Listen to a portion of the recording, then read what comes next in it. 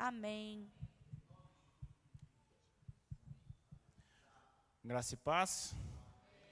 Oração de esposa tem mais força, né? Acho, né? Podem se sentar. Como é que foi o dia aí para vocês? Corrido? Pesado? Tenso? Muita coisa para fazer? Fiz...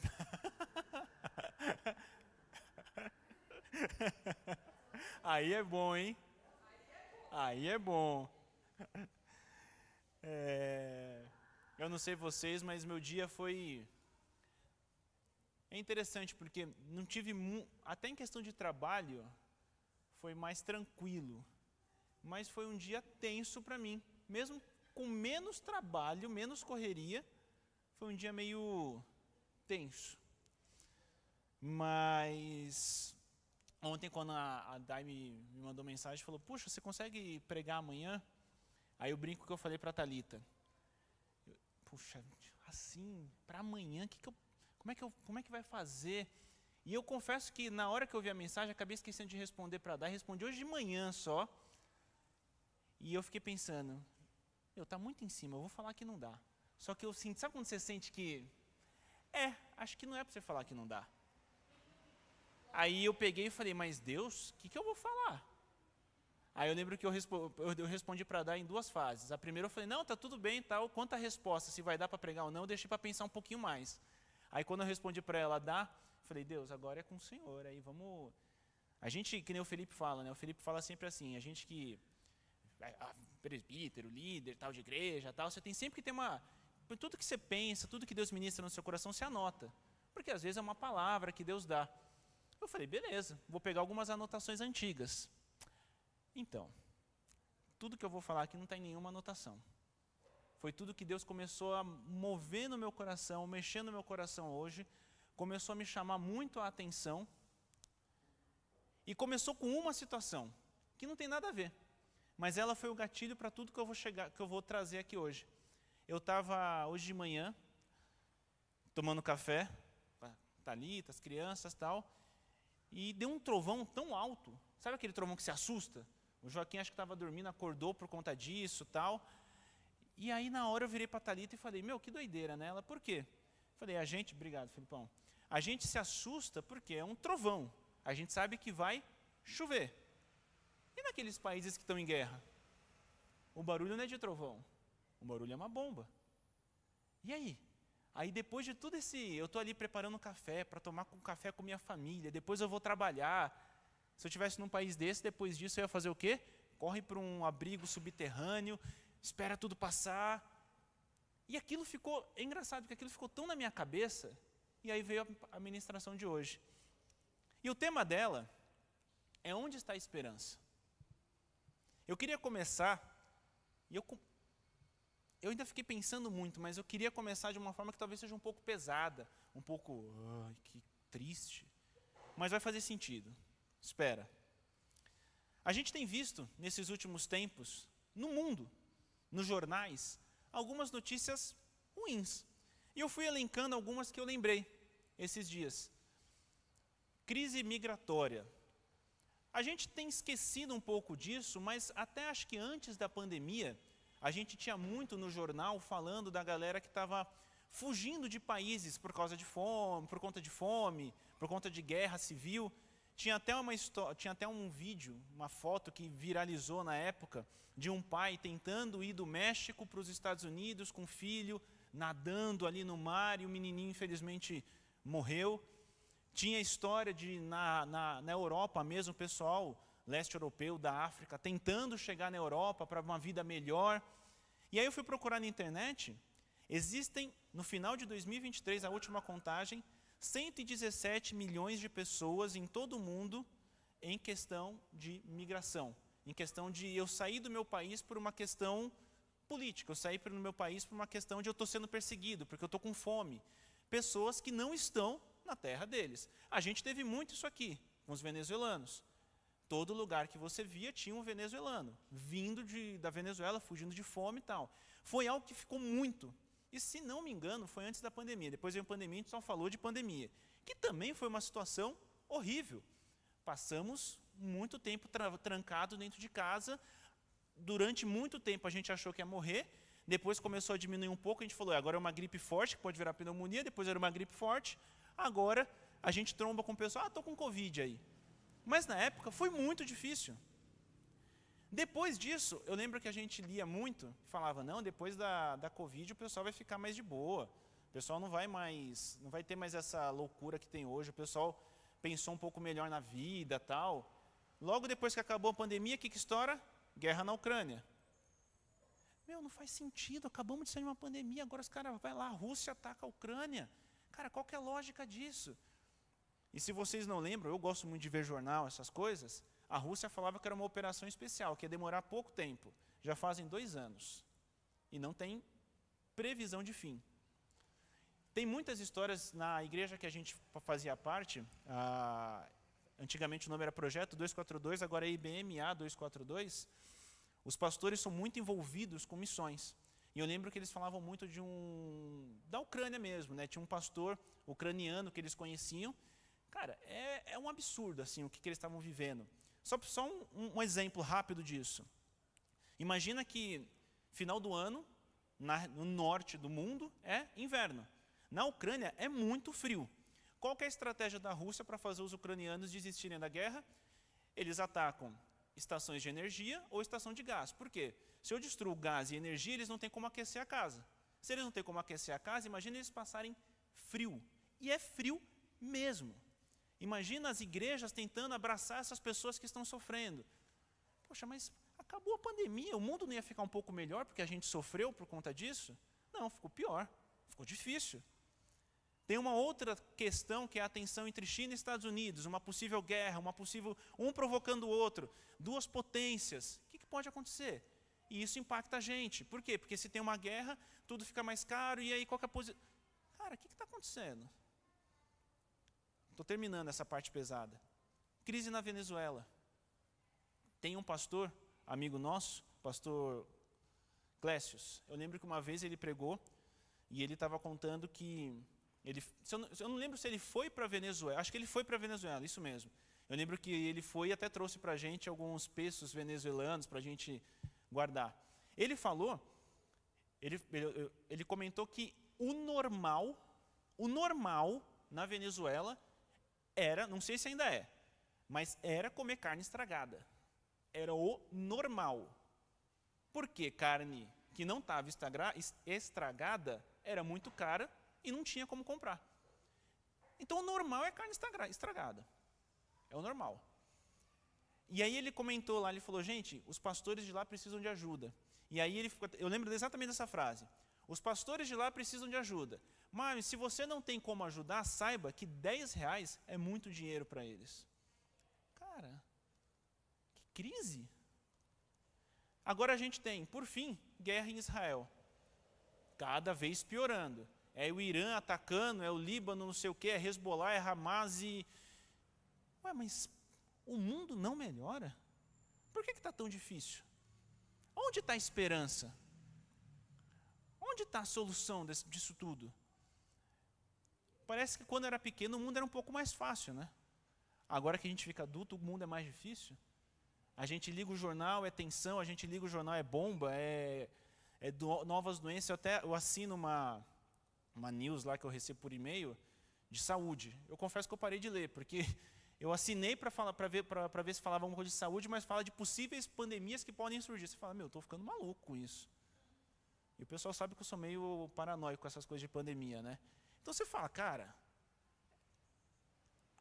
Aí na terça-feira, a gente estava lá em São Caetano, terminando o discipular ali e tal, conversando com o Fábio, e a gente começou a falar da guerra de Israel e tal. E aí ele me fez uma pergunta que eu fiquei, é mesmo, interessante.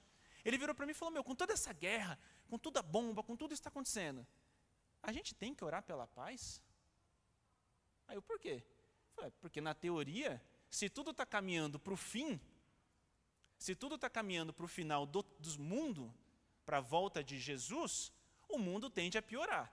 Se o mundo tende a piorar, na Bíblia, a paz que vem agora é a paz do anticristo.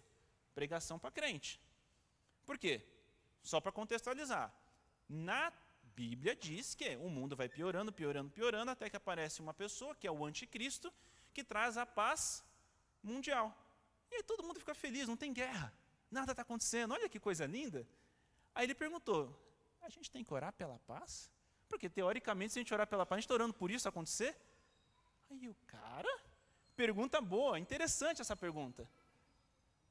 Se o mundo caminha para o fim, se na própria Bíblia diz que vai piorar, qual que é a nossa esperança? Para onde a gente vai? Vale a pena? A gente ouve muitas pessoas que escolhem não ter filhos, falam exatamente isso, né? O mundo está tão difícil e está tão ruim, por que eu vou botar uma criança no mundo? Se você segue por esse caminho, por essa lógica que eu estou falando aqui, você chega para uma pessoa dessa e fala, faz sentido. Posso não concordar, mas faz sentido. Então, aonde está a esperança? Aonde está a esperança da gente acordar todos os dias? Aonde está a esperança de você sentar aqui hoje? Aonde está a esperança de viver? Se tudo está piorando. Guerra na Ucrânia vai passar? Ninguém sabe. De Israel dizem que vai piorar? Pode ser. Pode surgir uma outra pandemia? Quem sabe? O que vai acontecer? Então, com o tema de hoje é onde está a esperança. Antes de eu falar onde está, eu quero começar ao contrário. Aonde ela não está. Aonde, de fato, você não vai encontrar um pouquinho daquilo que vai te fazer acreditar que as coisas vão melhorar. E eu queria trazer alguns pontos aqui. Primeiro lugar, onde você não vai encontrar, onde a esperança não está, no mundo. 1 João 5,19, diz assim, sabemos que somos de Deus, sabemos que somos de Deus, e que o mundo todo está debaixo do poder do maligno. Como é que você espera alguma mudança, alguma melhora, de um lugar que já está debaixo do poder do maligno? O diabo quer melhorar alguma coisa? O diabo quer que as coisas fiquem boas? Não. Então, se sua esperança está no mundo, sua esperança está no lugar errado. Vou te dar um exemplo que tem acontecido com muitos. Estava conversando esses dias com o Felipe sobre questão de geração X, Z, que o pessoal fala. Tem acontecido muito com as igrejas que pegam a galera mais jovem. Alguém já ouviu falar numa tal de cultura woke? W-O-K-E. O que é a cultura woke? Eu vou ler exatamente a definição dela. A cultura woke refere-se à conscientização e ao engajamento com questões sociais, como justiça racial, igualdade de gênero e direito das minorias, destacando a importância de combater injustiças e preconceitos. Lindo. É lindo. Poxa, é tornar todo mundo igual. Qual que é o problema dessa cultura woke? É que ela transforma a esperança de mudança no mundo em algo que a gente pode fazer. Vou dar um exemplo claro disso, rapidinho. Eu estou na igreja desde pequeno. O que eu percebi dentro da igreja? Quando eu era mais novo, a gente tinha qual a visão? Como é que a gente muda o mundo? Fala de Jesus para as pessoas. É óbvio. Então você tinha muito, naquela época antiga da Renascer, por exemplo, SOS para Jesus, eventos para evangelizar. Se você pegar, por exemplo, eu gosto de música, se você pegar, até o seu Luiz fala muito, se você pega os louvores antigos, as músicas antigas, elas falavam muito, era Jesus, Jesus vai se transformar a sua vida, era esse o foco. Nos anos 90 veio uma pegada de social. Então o que o social fez? Eu coloco em primeiro lugar o dar a comida, dar o arroz, dar aquilo e esqueço um pouquinho de Jesus. Por quê? Porque eu estou indo para o social.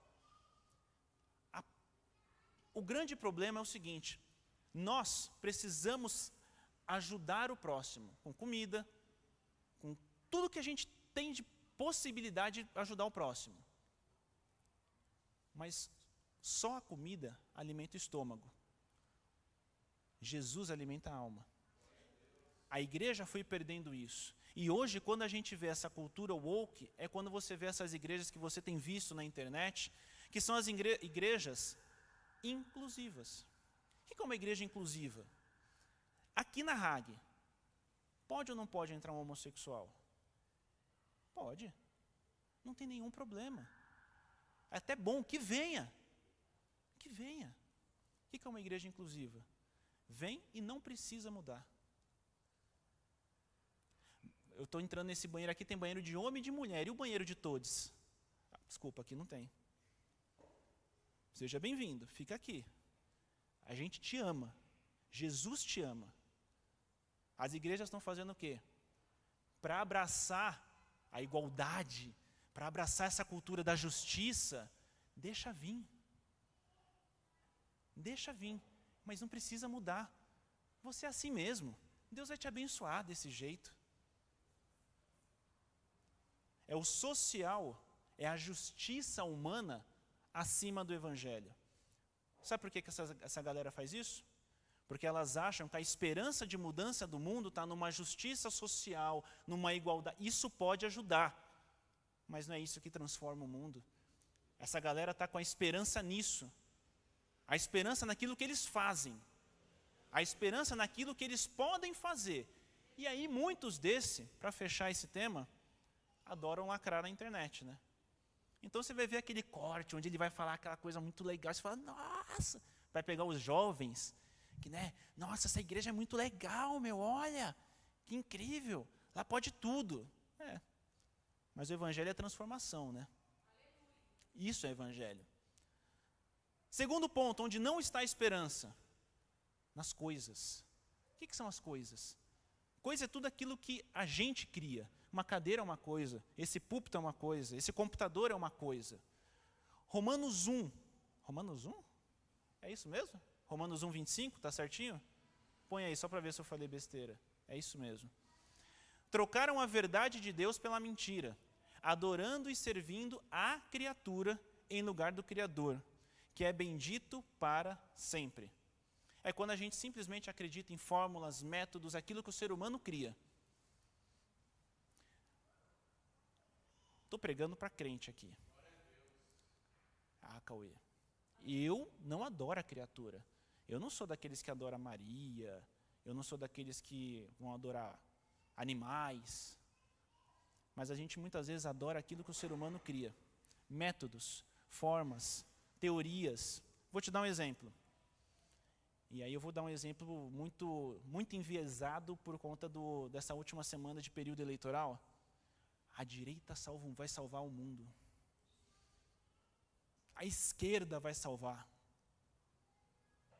Meu amigo, isso foi criado por ser humano. Se isso foi criado por ser humano, não vai salvar nada. Não vai transformar nada. Óbvio, todos nós, eu tenho uma linha política, em algo que eu acredito. Eu voto de acordo com isso que eu acredito. Não acho que a gente tem que perder isso. Cauê, eu acredito mais na visão da esquerda, da direita. Beleza, vote de acordo com isso, com o que você acredita. Vota de acordo com o que você entende que faz sentido. Mas não ponha esperança nisso. Essa esperança que estão colocando, o que está acontecendo? Um matando o outro por causa disso. Independente de visão política. É Trump sendo atacado, tomando tiro nos Estados Unidos, é Marçal saindo na porrada, tomando cadeirada. Cara, isso está certo. A gente está querendo brigar por uma questão que não vai resolver. Não é isso. A esperança da mudança não está aí. Vai ajudar? É um instrumento? Temos que votar? Temos. Mas a esperança não está aí. Por quê? Porque tudo isso é criado por ser humano. Ser humano pecador, falho. Casando com isso, outro lugar onde você não vai encontrar esperança. Nos homens. Salmo 118, versículo do 8 ao 9. Não sei se é verdade, Felipe, mas ouvi dizer que Salmo 118, 8 é exatamente o meio da Bíblia. Não sei se é verdade. Mas o que eu acho interessante diz assim, é melhor buscar refúgio no Senhor do que confiar nos seres humanos. É melhor buscar refúgio no Senhor do que confiar em príncipes. Casa com o que eu acabei de falar. Ah, porque o fulano vai mudar. Porque aquele vai fazer. Será? Será? Será que a gente não está colocando a nossa esperança em coisas erradas? Será que a gente não está colocando a nossa esperança de uma possível mudança de guerra, de uma possível melhora de vida, de uma possível redenção em coisas que, cara, não vão mudar? Eu até coloquei uma frase aqui. Se nós, homens, pudéssemos nos salvar, por que Deus enviaria Jesus? Se a gente pudesse resolver a situação, não precisava ter vindo Jesus. Mas a gente não consegue. Então onde está a esperança? Onde está? Onde está a esperança que vai me fazer acordar de manhã? Se não é votar no meu político de estimação, em quê? Se não é acreditar que eu preciso ter o social, é o quê? Se tudo que você está falando destrói aquilo que eu vejo nos cortes no YouTube, o que é que me traz esperança? Aqui, eu não quero falar as minhas palavras. Eu quero trazer algumas passagens bíblicas que vão mostrar para você, como mostraram para mim, aonde deve estar a nossa esperança. Eu começo com Mateus 28, 20, na parte final, que diz assim: e eu estarei sempre com vocês até o fim dos tempos. Vou continuar. João 16, 33.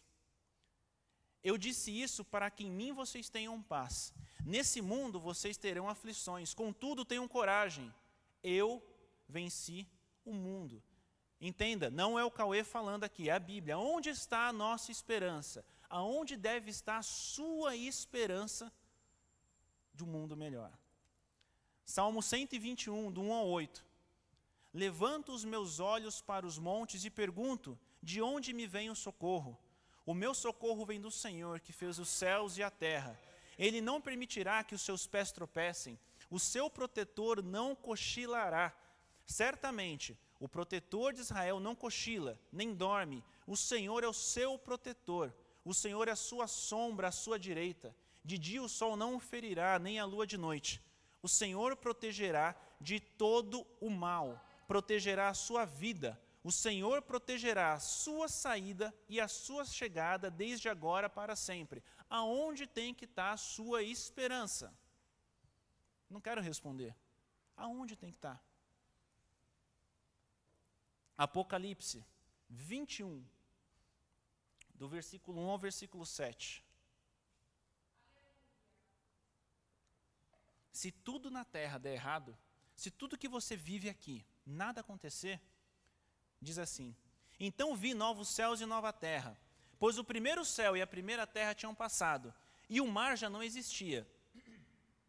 Vi a cidade santa, a nova Jerusalém, que descia dos céus, da parte de Deus, preparada como uma noiva adornada para o seu esposo. Ouvi uma alta voz que vinha do trono e dizia: eis que o tabernáculo de Deus está com os homens, com os quais ele viverá. Eles serão seu povo. O próprio Deus estará com eles e será o Deus deles. Presta atenção. Ele enxugará dos seus olhos toda lágrima. Não haverá mais morte, nem aflição, nem choro, nem dor, pois as coisas antigas já passaram. Aquele que estava sentado no trono disse: vejam, eu farei novas todas as coisas. E acrescentou: escreva isso, pois essas palavras são verdadeiras e dignas de confiança. Disse-me ainda: está feito. Eu sou o Alfa e o Ômega, o princípio e o fim. A quem tiver sede, darei de beber gratuitamente da fonte da água da vida. Aquele que vencer, herdará tudo isso. E eu serei o seu Deus, e ele será o meu filho. Aonde deve estar a sua esperança? No mundo? Nas coisas? No homem? Nossa esperança está em Cristo. Nossa esperança está em Cristo. Se tudo continuar piorando, e eu falo se porque eu tenho uma teoria, Eu brinco que, imagina as pessoas na Primeira ou na Segunda Guerra, eles falaram, meu mundo vai acabar amanhã, e não acabou.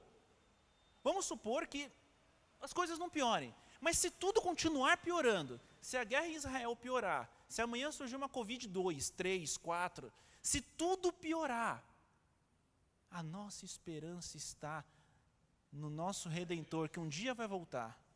A nossa esperança está no céu. Um dia Ele enxugará do teu olho toda lágrima. Um dia você vai viver sem nenhuma dor. Um dia essa preocupação, esse medo, essa ansiedade, essa tensão que você vive hoje não vai existir. As notícias ruins não existirão mais. Eu estava conversando com a Thalita no carro. Existe duas, não sei se já ouviram falar em palavra rema e palavra logos. Palavra rema é a palavra direcionada de Deus para você. Então Deus falou com Felipe um dia que ele seria pastor. Essa é a palavra rema pro Felipe. Ah, não falou isso para Michele, então não significa Michele, Deus não falou que ela vai ser pastora, é uma palavra rema, direcionada.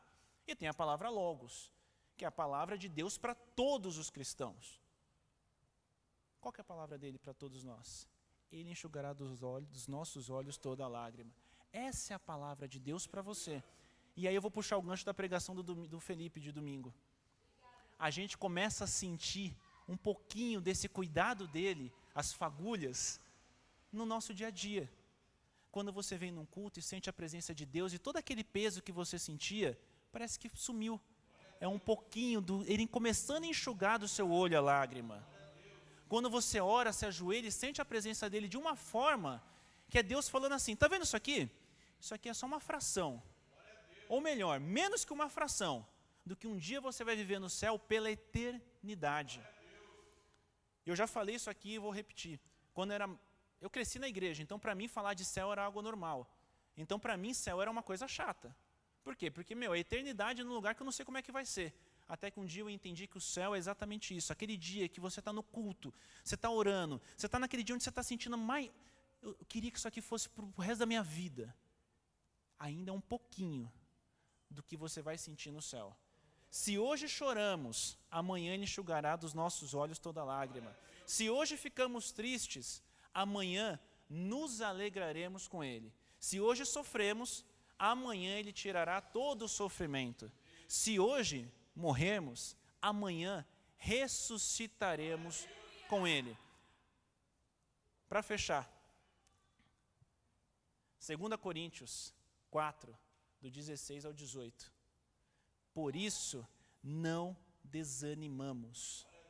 Por que não desanimamos? Embora exteriormente nos desgastemos, interiormente estamos sendo renovados dia após dia. Pois os nossos sofrimentos leves e momentâneos produzem para nós uma glória eterna, que pesa mais do que todos esses sofrimentos. Rapidinho, só aqui um parênteses. Esses sofrimentos produzem em nós uma glória eterna que pesa mais do que esse sofrimento que eu estou passando agora. Assim, fixamos os olhos não naquilo que se vê. Mundo, coisas, pessoas, político, justiça, não é no que eu vejo, mas no que não se vê.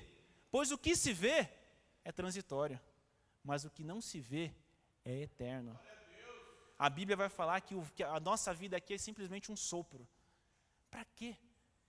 Para que a esperança está nas coisas daqui, que é pouco, é uma fração, não é nada. A nossa esperança, os nossos olhos estão lá no eterno. A nossa esperança está no eterno. E isso tem que nos mover. A gente vive num mundo, se isso tudo que eu falei no início, de uma falta de esperança, impacta o teu coração e você muitas vezes sente isso, eu estou te mostrando agora onde você pode encontrar esperança. Mas e quem está ali naquele hospital agora, sem saber sobre isso? Achando que a vida acabou. Achando que a esperança acabou. E aquele seu amigo do trabalho, aquele seu familiar que não sabe disso. Essa certeza de que um dia, mesmo que tudo na terra dê errado, um dia eu encontro Ele no céu, tem que mover o nosso coração para chegar para todo mundo e falar, eu sei que está difícil, mas no final vai dar tudo certo. Tem uma frase de um escritor, e eu lembro que Durante muito tempo da minha vida eu falava essa frase, esqueci e lembrei dela hoje. É um escritor, até onde eu sei não é cristão, ele é escritor de literatura brasileira, Fernando Sabino, mas acho que a frase dele é incrível. No fim tudo dá certo. Se não deu certo, é porque ainda não chegou no fim. Simples. Para o crente, no fim tudo dá certo. Ah, mas Cauê, não deu certo ainda. Não chegou no fim. Um dia ele vai voltar. Um dia a trombeta troca. Um dia a gente encontra com ele no céu. Um dia ele enxugará dos nossos olhos todas as nossas lágrimas. Apocalipse 22:17. Acho que a nossa oração tem que ser: Espírito e a noiva dizem, vem. Todo aquele que ouvir, diga, vem. Quem tiver sede, venha. E quem quiser, beba de graça da água da vida. Isso tem que te mover. Isso tem que me mover. A nossa esperança é um dia encontrarmos com Ele lá no céu. Eu não quero parecer só o crentão falando de uma coisa muito teórica. É óbvio que a gente também tem que buscar, e a gente busca as coisas aqui. Você quer uma casa, você quer um carro, você quer a sua vida, você quer acertar algumas coisas no seu dia a dia. Isso é normal. Mas em Coríntios vai dizer que se sua esperança em Cristo está só para as coisas desse mundo, nós somos os mais miseráveis homens dessa terra. Busca, cresce na vida, cresce profissionalmente. Eu busco isso também. Eu quero comprar minha casa, quero trocar de carro. Mas a minha esperança em Cristo não está nisso. Se Deus não me der, amém. Se Ele me der, amém. Agora o que eu não quero perder é um dia encontrar com Ele no céu. O que eu não posso perder é um dia a minha salvação com Ele, andando lá em ruas de ouro. Você tem noção do que é você sentar do lado de Jesus e conversar com Ele? E aí, como é que foi? Conta para mim como é que foi a história de Pedro andando sobre as águas. Paulo, fala aí para mim, como é que foi você ficando cego aquela hora lá que Jesus apareceu para você? Você tem noção do que é você viver isso pela sua eternidade? Isso tem que mover teu coração de tal modo que te traga uma esperança de amanhã, no problema que você tiver. Como o Felipe falou, naquele milagre que você está pedindo e talvez ainda não aconteceu, e que dói no teu coração, isso ainda mova o seu coração de esperança, porque um dia você vai encontrar com o seu Redentor. Queria que a gente já orasse. Queria orar por isso. Isso é algo que, confesso para vocês, que encheu meu coração. Porque, como eu falei para a Thalita, eu tenho algo bom e algo ruim. Eu gosto muito de ver jornal, ler notícia. Isso é bom, porque você fica informado, mas é ruim porque você fica desanimado. Então, muitas vezes, quando eu vejo toda essa situação, ainda mais, de novo, pregando para crente, você vê toda essa situação de Israel, você fala, cara, o negócio está piorando. Mas a minha esperança está no meu Redentor. A minha esperança está naquele que um dia vai voltar, e um dia eu vou encontrar com Ele. E todo o meu medo, dor, angústia, tensão, desespero, dor, doença, um dia vai passar. Amém? Senhor meu Deus e Pai, louvado e engrandecido seja o Teu santo nome, Pai. Deus, obrigado porque a Tua palavra nos anima. A Tua palavra nos dá esperança. A Tua palavra nos faz caminhar, nos faz seguir, nos faz continuar, Pai amado. Deus, que o Senhor possa encher o meu coração, encher o nosso coração da esperança do Senhor. Deus, se alguém aqui ainda está enganado pelo mundo, achando, Deus, que a esperança de transformação está nas coisas terrenas, está naquilo que se vê, Deus, tira isso, arranca isso do coração, e que nós possamos entender que a nossa esperança não está simplesmente numa transformação daqui, mas está na busca de encontrar um dia o Senhor aí nos céus, Pai, de um dia caminhar com o Senhor, de um dia viver a eternidade ao Teu lado, Deus amado. Que isso mova o nosso coração, que isso nos encha com a Tua presença, que isso nos mova a tal ponto de pregar, de falar do Teu amor, de falar da esperança que o Senhor nos dá para todos aqueles que estão longe e vivendo sem esperança nesse mundo, Pai amado. Encha o nosso coração com essa verdade, encha o nosso coração com essa alegria, com essa vontade, com esse desejo de um dia morar com o Senhor o resto das nossas vidas, não, por toda a nossa eternidade, Pai amado. Enche o nosso coração com a Tua presença, transforma-nos, Pai, em nome de Jesus. É isso que eu te peço nessa noite, em nome de Jesus Cristo. Amém e amém, Deus. Amém.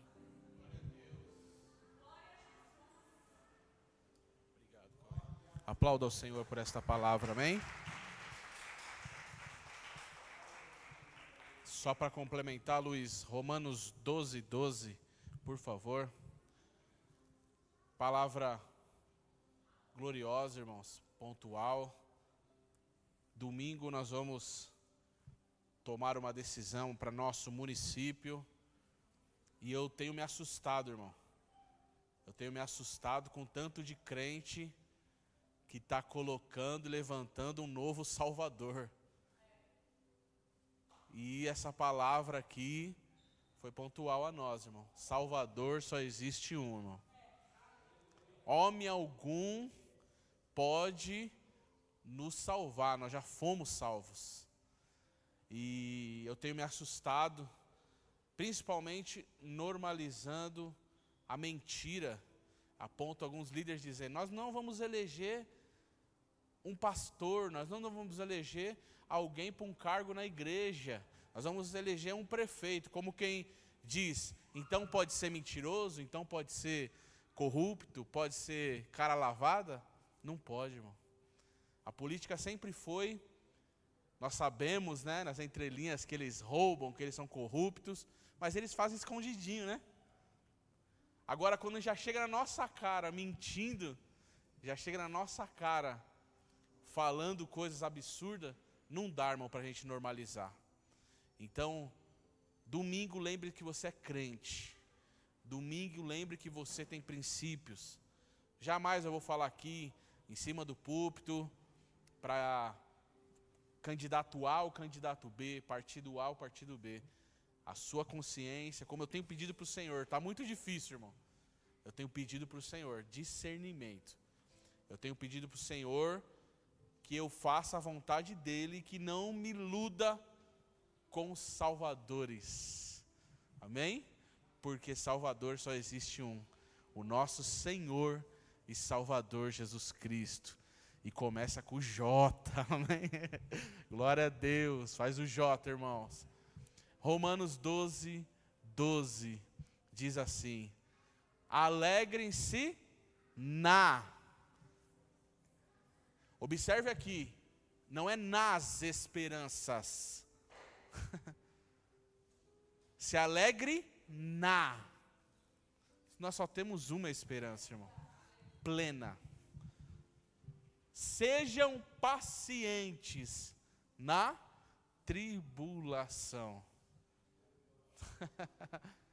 Mas ele nos dá um conselho: persevere. Ele está dizendo que a nossa esperança é só uma. Paulo está dizendo que a gente vai ter que ser paciente na tribulação.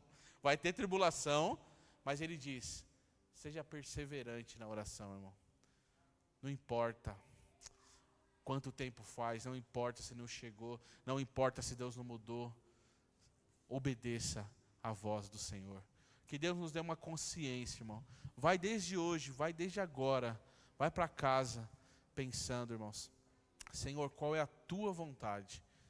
Qual é a tua vontade para domingo, para a minha vida? Me ajuda, me dê força, me dê direção, em nome de Jesus. Amém, irmãos? Você recebe esta palavra? Nossa esperança é Jesus Cristo, o nosso Senhor. Louvado seja Deus, Pai de amor e de bondade. Muito obrigado, Pai, por esta palavra. Muito obrigado por tua orientação. Muito obrigado por tudo quanto o Senhor tem feito por nós, por tudo quanto o Senhor falou aos nossos corações. Que nós possamos permanecer firmes, Pai. Firmes, Senhor, diante do teu querer e da tua vontade. Possamos permanecer firmes, firmes, Jesus, diante daquilo que o Senhor tem para nós, diante daquilo que o Senhor tem para nossas vidas. A nossa esperança não é outra, senão o teu retorno, aonde o Senhor vai restaurar esta terra, aonde o Senhor vai restaurar, Senhor, os seres viventes, aonde o Senhor vai restaurar toda a vida. Pai, o pleno contato contigo será restaurado. Hoje nós o vemos por sombra, hoje nós o vemos, Pai, Senhor, apenas como sombra, mas a nossa esperança é que no porvir nós veremos assim como o Senhor é. Esta é a nossa esperança. Senhor, que não haverá choro, que não haverá sofrimento, que não haverá, Senhor, desemprego, que não haverá desigualdade social, que não haverá desigualdade, Senhor, não haverá humilhação, não haverá, Senhor, superioridade, orgulho, não haverá, Senhor, Pai, não nos olharão, Senhor, com ar de superioridade pelo que tem, pelo que deixe de ter, pelo nome, pelo cargo, pela conta bancária. Não, chegará um dia, Pai, que todos seremos servos, todos seremos, meu Pai, aqueles que estarão prostrados diante de Ti e adoraremos ao Senhor de eternidade em eternidade. Mas a doença não vai nos alcançar, o sofrimento não vai nos alcançar. Esta é a esperança que temos. Não há outra esperança para a igreja, apenas o Senhor Jesus. E nós cremos, Pai, que a Tua palavra também diz que nós pereceríamos, sem dúvida, se não crêssemos que veríamos o bem do Senhor na terra dos viventes. O Senhor cuida dos seus, o Senhor abre as portas para os seus, o Senhor dirige a vida daqueles que são servos Teus. Ajuda-nos a ter essa esperança, a caminhar diante do Teu querer e da Tua vontade. Dá-nos graça, dá-nos ânimo, dá-nos vigor, Pai, fortalece-nos na Tua presença. Tudo seja para a honra e para a glória do Teu santo nome, é o que nós Te pedimos, crendo e já Te agradecendo, em nome de Jesus. E que o grande amor de Deus, a graça de nosso Senhor e Salvador Jesus Cristo, a comunhão e as doces consolações do Espírito de Deus esteja sobre cada um de nós, não só hoje, mas para sempre. Todos nós vamos dizer